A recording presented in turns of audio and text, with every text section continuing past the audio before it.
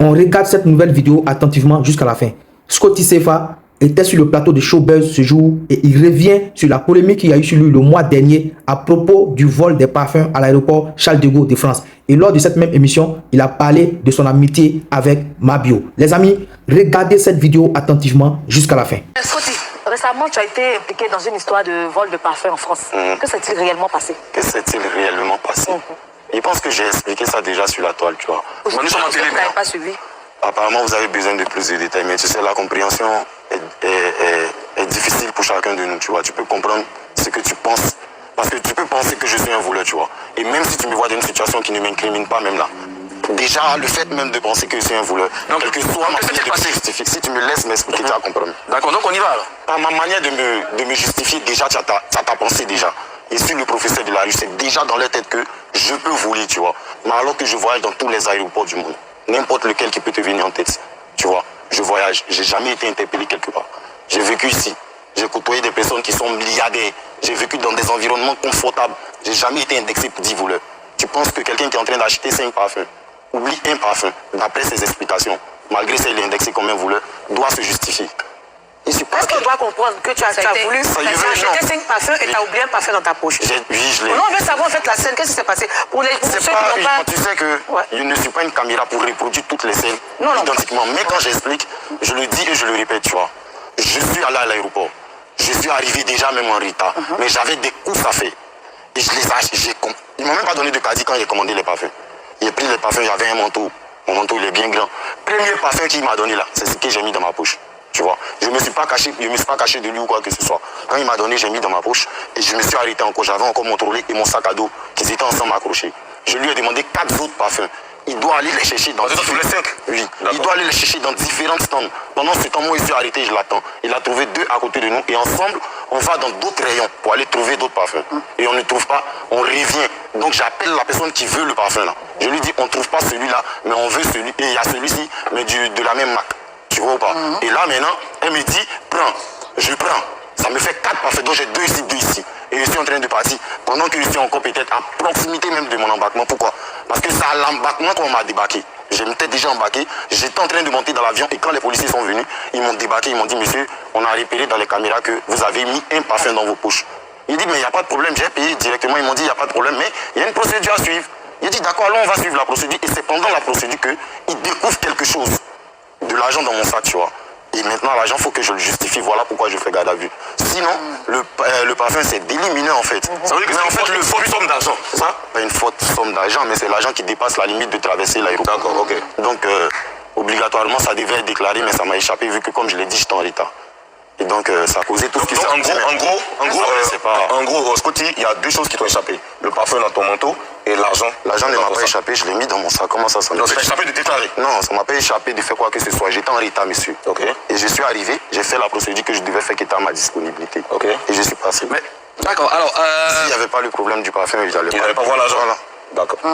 D'accord. Oui. Vous êtes subjugué. Ouais, Moi, je vais... La compréhension, comme je l'ai dit, c'est chacun qui peut comprendre comme il veut. Si tu veux mettre dans la tête de tout le monde que tu es innocent, qui se justifie, s'accuse. Donc, mais pourquoi l'affaire a été issue de tout le monde en fait? Comment l'affaire? Mais tout le monde attend le professeur de la rue parce que c'est qui il expose là. Il s'est fait passer pour, d'après eux, quelqu'un qui est clean. Bon, un vagabond. Mais moi, il y a mes péchés.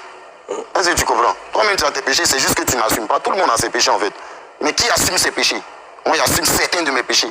Et ça fait que celui qui pense qu'il est mieux que moi, lui, il juge ça mal. Alors que lui-même, il pêche. Mais il se cache pour pécher. Et il me juge. Toi, tu te caches pas. C'était très proche de Mabio. C'était juste une amie ou plus que ça?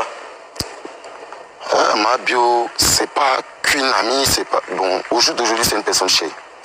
Une personne chère? Ouais, c'est une personne importante à mes yeux, mais qui est un peu maladroite dans ses agissements et ça cause certains désaccords entre elle et moi. Mais sinon, j'ai que de l'estime et puis beaucoup d'amour pour elle. À un moment, ça s'est cassé entre vous, c'était quoi le souci? C'était elle le souci, en quête de...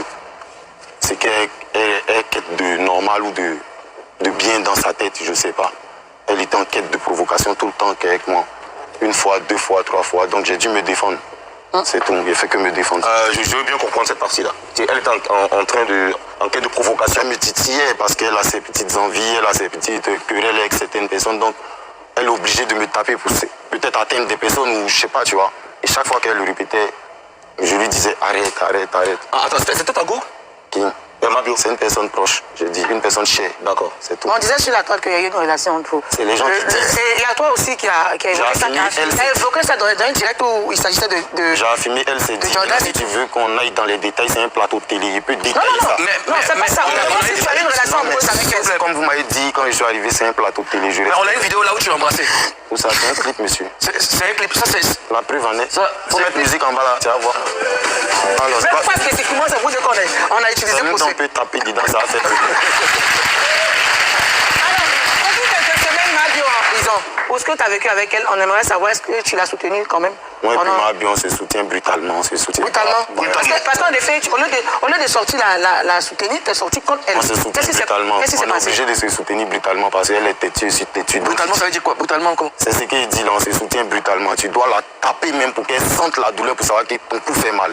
Si tu tapes pas, elle va pas retenir la leçon. Mais là, elle est déjà partie, tu la tapes comment? Non, elle est partie, tu as vu ce qu'on l'a tapé encore. Non, mais comme tu as fait une sortie, en fait, la sortie... Non, avant qu'elle ne parte pas, je me suis senti trahi. On ne tape pas une femme. Est-ce que c'est ironique? Non, quand je dis taper, c'est pas... Ah, d'accord. Genre, c'est de mettre une certaine pression, genre, lui faire comprendre que... C'est-à-dire, tu dois laisser sa tête va courir le mur pour qu'elle comprenne. Je préfère ça. On ne tape pas une femme. Est-ce que tu peux donner une anecdote particulièrement de ce que tu es en train de dire? Une anecdote où tu l'as laissé aller tout droit dans le mur? Bon, par exemple, ce qui s'est déroulé là, en ce moment-là. J'étais assis, j'ai pris mon téléphone, j'ai appelé toutes les fois de son histoire avec mes amis, mon entourage et tout là. Moi, je l'appelais pour savoir si ce que j'entendais d'ailleurs était réel ou était vrai. Elle ne me répondait pas parce qu'elle se disait que j'appelais pour ça. Mais moi, je n'étais pas sûr de ce que j'entendais. Donc quand moi je l'appelais là, c'était pour savoir et qu'elle m'explique elle-même avec sa version, comme ça je saurais quoi expliquer à mon entourage afin que les choses s'apaisent. Mais en fait, je me suis senti trahi où?